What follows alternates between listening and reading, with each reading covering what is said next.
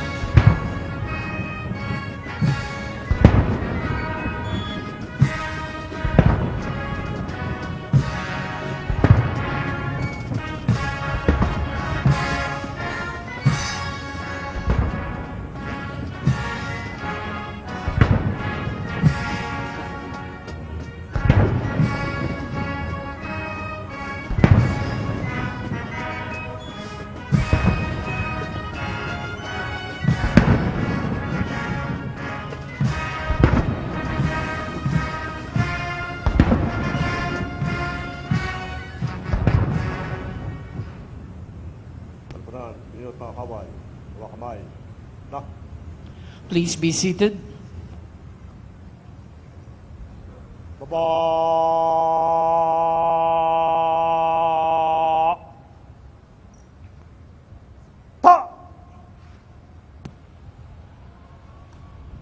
The troop commander will now present the troops for inspection. Mahal na Pangulo, handa na po ang sampana upang libutin.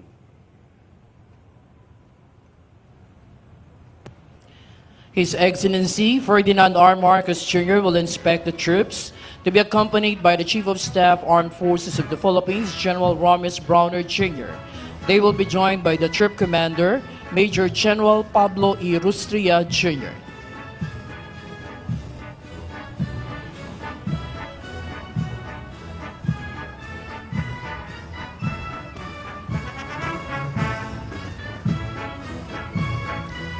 The tradition of trooping the line, which dates back before the Dorian invasion of mainland Greece in 1200 BC, involves inspecting the condition of soldiers before and after each battle. This ritual emphasizes the mutual respect and connection between the troops and their commander. Today, this tradition is observed by the Armed Forces of the Philippines to symbolize their commitment to both the Filipino people and the defense of the nation. As the Armed Forces of the Philippines celebrates its 89th founding anniversary, it reaffirms its unwavering commitment and dedication to the Republic of the Philippines. This year's theme, AFP at 89, Sandigan and Sambayanan, Tungo sa Bagong Pilipinas, translated as the foundation of the nation on the path to a new Philippines, inspires the men and women of the armed forces to actively participate in nation building through their actions, service, and words. Founded in 1935, the Armed Forces of the Philippines has always been dedicated to protecting the sovereignty of the Philippines. Over the years, its role has expanded beyond traditional warfighting to encompass vital functions such as peace support, peacekeeping operations, and humanitarian assistance. As we look back nearly 9 decades of service, the AFP's legacy is one of honor, courage, and selflessness. From the front lines of battle to the hearts of our communities, the Armed Forces has consistently upheld the values that define the Filipino spirit. The men and women in uniform exemplify what it means to serve with integrity, putting the needs of the nation above all else. Each soldier, sailor, airman, and reservist embodies the profound responsibility they carry in defending not only the physical borders of our country, but also the ideals of freedom, democracy, and justice. Today, it plays an essential part in ensuring national stability and resilience. In recent years, the Armed Forces of the Philippines has embarked on a journey of reform and innovation, aiming to welcome a world-class force by 2028. The AFP Transformation Roadmap focuses on building a military that is not only modern and capable, but also responsive to the evolving nature of warfare. By enhancing operational readiness, improving capabilities, and fostering a culture of excellence, the Armed Forces is positioning itself as a source of national pride. While maintaining its focus on internal security, the AFP is also transitioning to territorial defense, which includes safeguarding of the country's maritime, air, and cyber domains. The AFP's efforts on internal security operations are complemented by community engagement and development, ensuring that the military's presence is both strategic and supportive of the Filipino people's well-being. In line with this, the Armed Forces, together with the Department of National Defense, has operationalized the comprehensive archipelagic defense concept, which initiative ensures that the Philippines can protect and maximize its natural resources, reinforcing its sovereignty over the archipelago. The Armed Forces of the Philippines has reinvigorated its reserve forces, emphasizing the importance of a unified and prepared nation in the face of future uncertainties. Beyond defending the nation, the AFP has also become a trusted partner during times of crisis. Their role as first responders in disaster situations, along with their participation in global peace support and peacekeeping operations, underscores the AFP's deep commitment to the welfare of the people. The Team AFP at 89 Sandigan ng Sambayanan tungo sa bagong Pilipinas encapsulates the Armed Forces' enduring commitment to the Filipino people. It celebrates the military's essential role in fostering peace, security, and prosperity. As we commemorate the AFP's 89th founding anniversary, we honor the soldiers, pilots, and sailors who have dedicated their lives to protecting the Filipino people. Their selfless service serves as an inspiration for every Filipino to contribute to the nation's growth.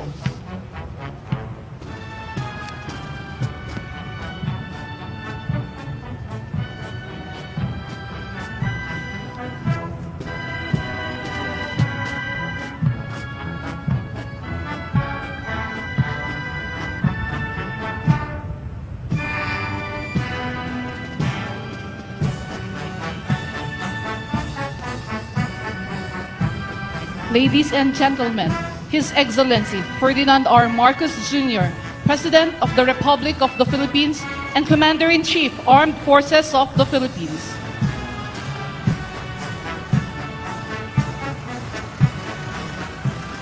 Please remain standing for the honors to the nation. Tanghal!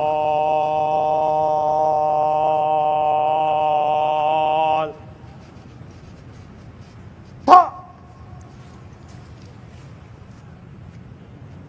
Kalapanan, yun mga kawan, may kamay. Na! Bayang maging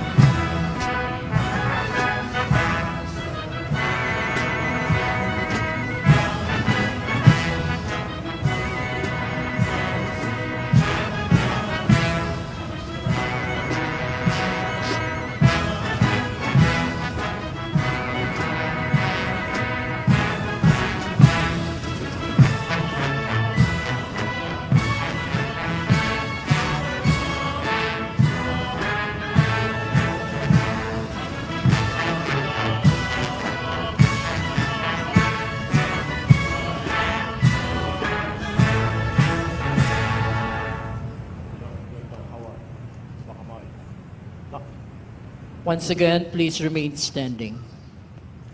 Baba!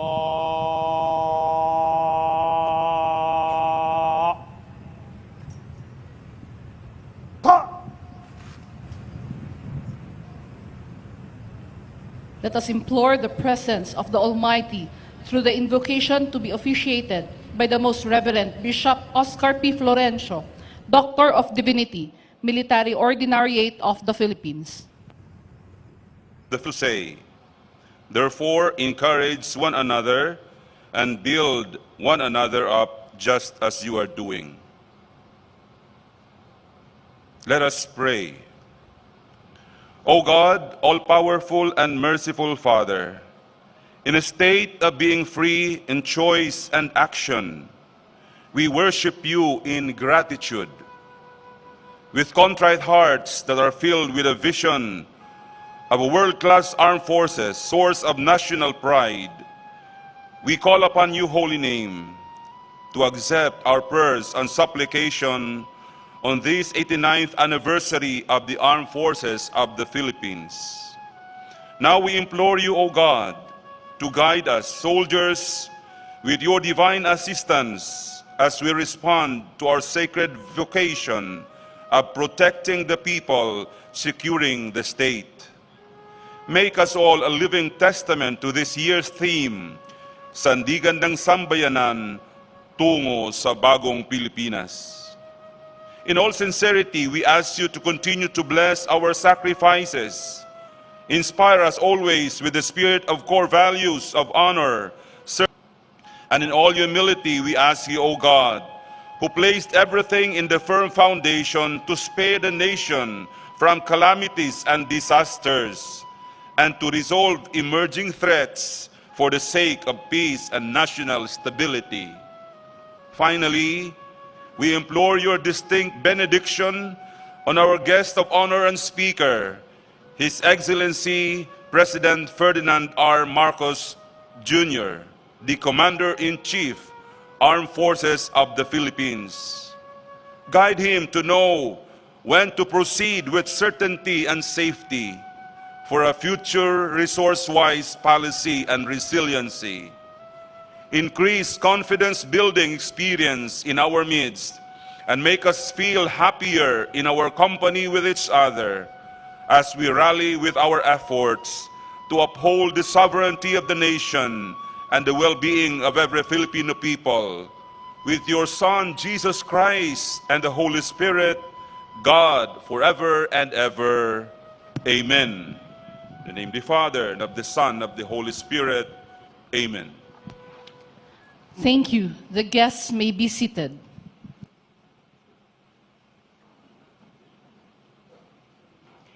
May we now invite your attention on the screen as we take the glimpse on the accomplishments of the Armed Forces of the Philippines through an audio-visual presentation.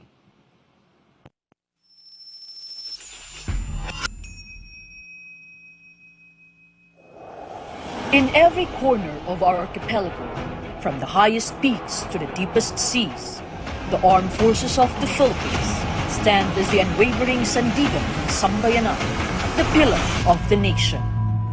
Tracing its roots to 1935, the AFP has a rich history of defending our nation, from fighting for our independence during World War II to ensuring peace and security in times of internal conflict. The AFP's journey is one of resilience and transformation.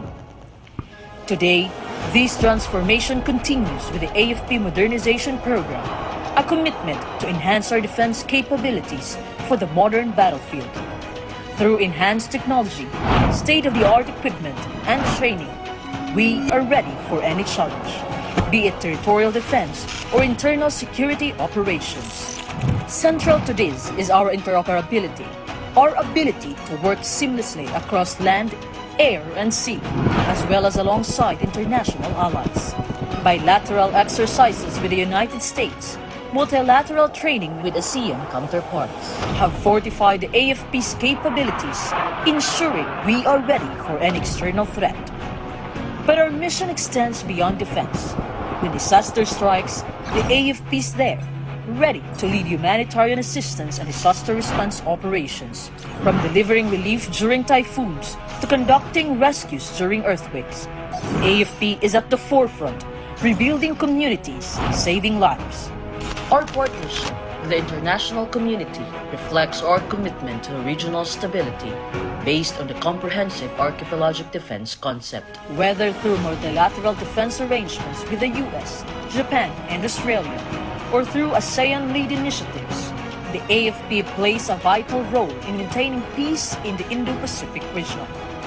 This cooperation underscores that the defense of our sovereignty is a shared responsibility. As the world evolves, so do we. The AFP's shift from internal security to territorial defense operations marks a new chapter, a testament to our growing capabilities, grounded in our commitment to defend our nation's sovereignty against external threats. With enhanced maritime and air capabilities, the AFP stands ready to protect our territorial integrity. In every crisis, in every mission, whether in times of peace or conflict, disaster response or national defense, the AFP will always be the sandigan ng sambayanan. We are the shield that guards our nation's freedom and the strength that our people rely on. Mabuhay ang sanatang lakas ng Pilipinas, sandigan ng sambayanan, tungo sa bagong Pilipinas.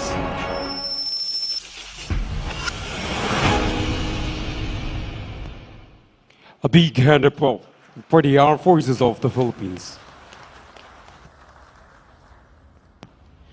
As we celebrate the 89th founding anniversary of the Armed Forces of the Philippines, the Chief of Staff, Armed Forces of the Philippines, General Ramis Browner Jr., will deliver his anniversary message.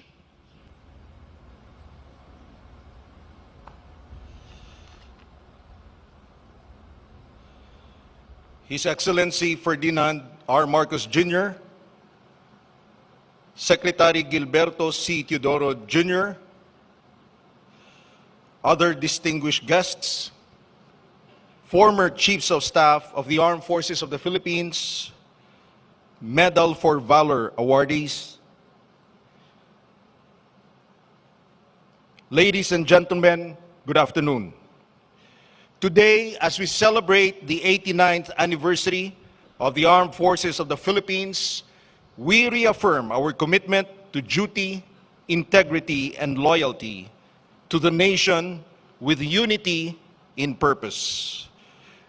The theme, AFP at 89, Sandigan ng Bayan tungo sa bagong Pilipinas, reminds us of our enduring role as the steadfast foundation of a nation determined to rise above its challenges and march toward progress, peace, and prosperity. In 2024, the AFP continued to fulfill its mandate with solid achievements. In our internal security operations, we delivered decisive victories, declaring multiple provinces insurgency-free and transforming conflict-affected areas into vibrant hubs of opportunity and development. Through localized peace initiatives, we solidified our stand for lasting peace, a peace that empowers every Filipino to thrive in a secure and stable environment. Our pursuit of progress was further propelled by the ongoing AFP modernization program, which brought cutting-edge technologies and advanced assets into our arsenal. These upgrades, including enhanced maritime patrol capabilities and advanced surveillance systems, have significantly bolstered our readiness to address traditional and emerging threats. Equally vital is the critical role of our reserve force, which has proven itself an indispensable partner in national defense and humanitarian missions. Together, we stand as one cohesive force, embodying professionalism and readiness in the face of any challenge. The inclusion of new units such as the AFP Cyber Command and the AFP Intelligence Command highlights our adaptability to contemporary threats and underscores their relevance in ensuring the security and intelligence infrastructure of our nation. In the West Philippine Sea, the AFP has been undaunted in asserting our sovereignty. With modernized tools and strategic international partnerships, we carry on in strengthening our maritime presence, securing our exclusive economic zone, and upholding the principles of international law. This mission goes beyond defending territorial claims. It is about preserving ideals that define us as a nation.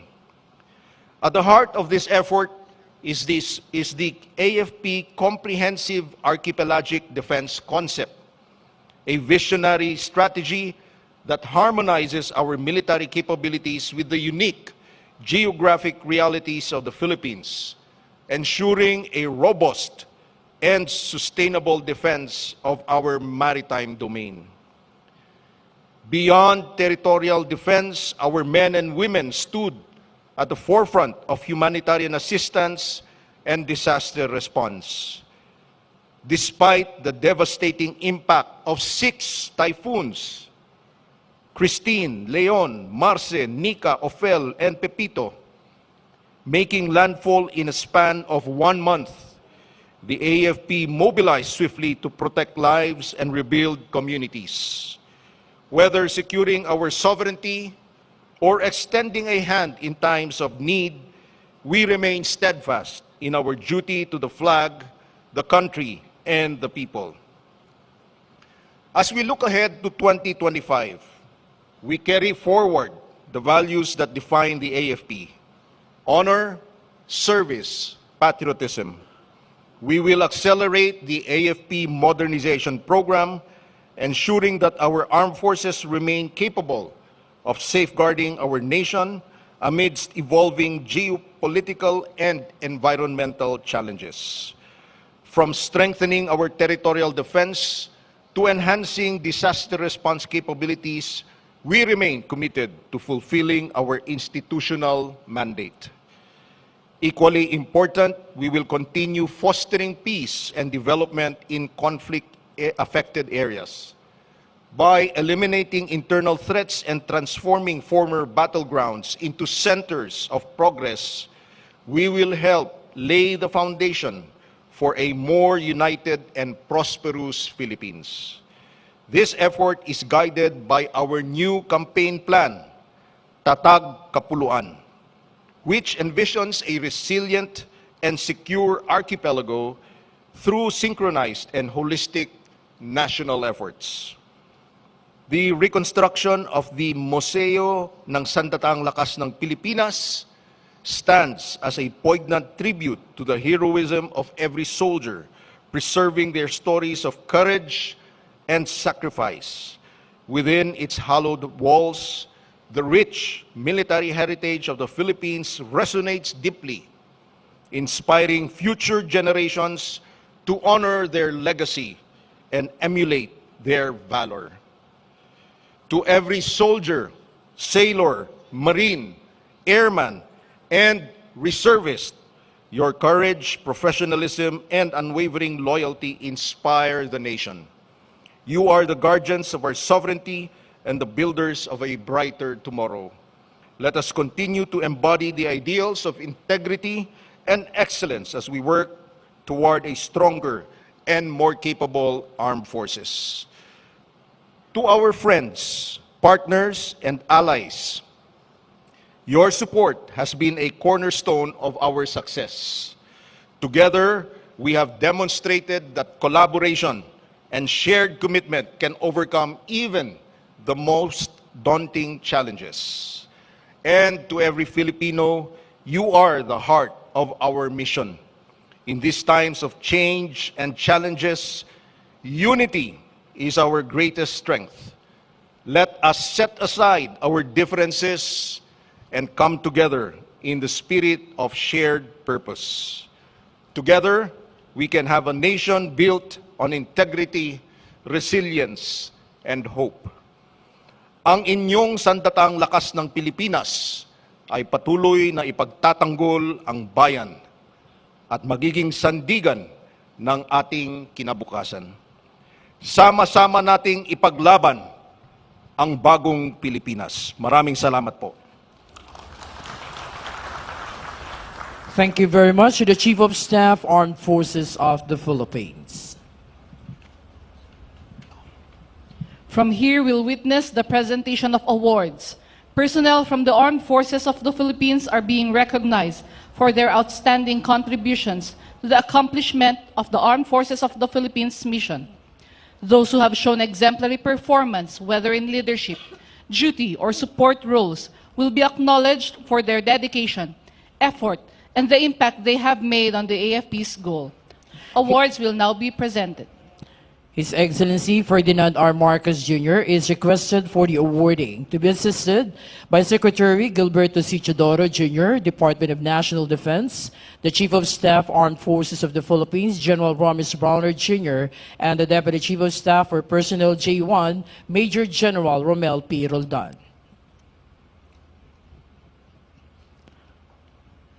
For acts of conspicuous courage, gallantry, and intrepidity abundant beyond the call of duty as the assault platoon leader during an encounter with more or less 150 Abu Sayyaf group in Basilan province on 12 August 2009, which resulted in the neutralization of 10 ASG militants, recovery of 16 high-powered firearms, and rescue of 2 wounded Marines. The Medal of Valor is hereby presented to late First Lieutenant Del Jun C. Evangelista, Officer-14501, Philippine Army. The award will be received